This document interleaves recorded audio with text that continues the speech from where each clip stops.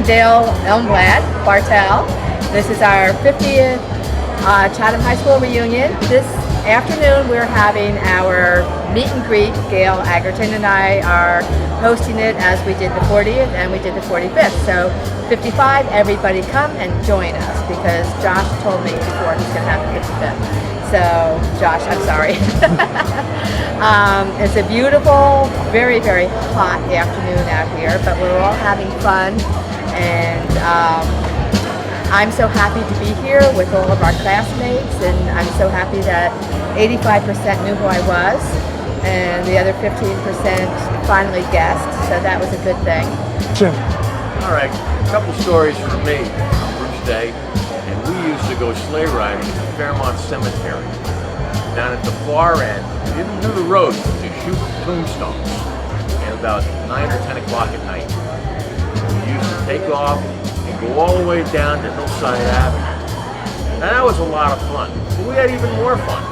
At Halloween, we used to steal pumpkins, and we got great big ones, about 30 pounds, and roll them down Snake Hill and chase it down the hill in the cars. And if a car was coming, we just run them over and stop them.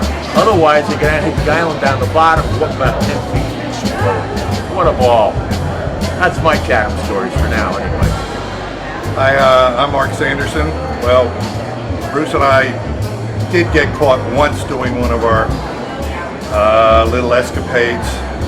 As most kids, we would pack snowballs, throw them at trees.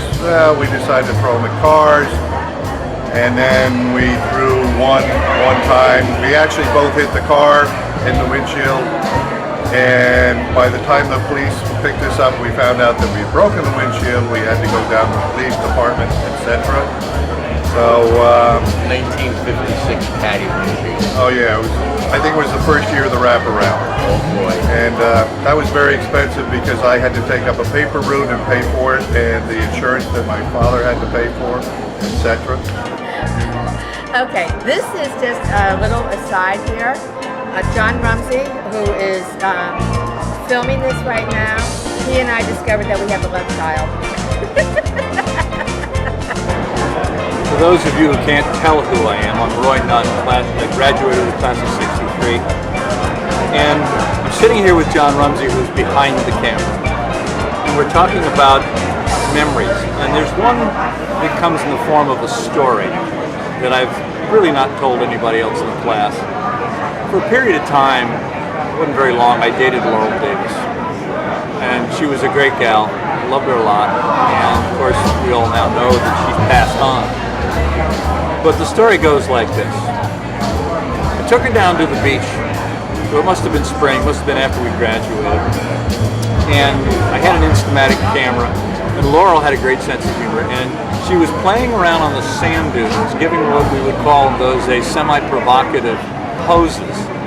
And I took pictures of her in black and white with the Instamatic, and we had a great day at the beach. Threw the camera in the glove compartment of the car and headed back home to Chatham after the day. I was working for my father part-time then to make money for college. He had a service station in Plainfield, New Jersey. I drove in. My father told one of his employees to take my car and go get the auto parts that he had to pick up for a repair. So he drove off with my car.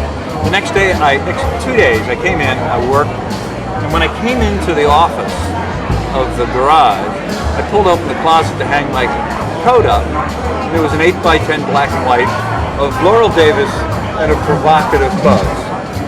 So I gave a little annoyed face, because I now knew what happened immediately. Went out to get some tools out of a toolbox and pulled up the lid, and there was Laurel Davis. Went around to the side to use the men's room and opened the door, and there was Laurel Davis. Laurel Davis was hidden behind every surface you could imagine in this service station. So I thought, she never knew about this, but they were funny pictures. And I thought, well, I'm going to get even with the guy that did this. And I took his pack of cigarettes that were on the desk, and some of you will remember bangs. I pulled out six cigarettes, and I put a bang stick at the end of one of those cigarettes, put them back in the pack. He did not have a cigarette until he went home for dinner. After dinner, his wife asked for a cigarette. And she took a cigarette from his pack over the dinner table, lit it, it exploded, and the two of them ended up in one of the most horrendous arguments you could possibly imagine. So I did everything I could to save Laurel Davis's dignity. I'm Karen Thompson-Niles, and I just have a short bit of advice. Some people live and learn, others just live. Be in the first group. Thank you. John's asked me to try and give you a little wisdom, some advice that I've gained over the years. And I think the most important thing that I can give to anybody, students that are currently getting ready to graduate, whether it be high school or college, and even our close friends, and that is that one of the things I've learned through the work that I've done in my lifetime is that if people are going to give you feedback, which basically means a performance review, or tell you something about yourself that you don't want to hear, they're giving you a gift.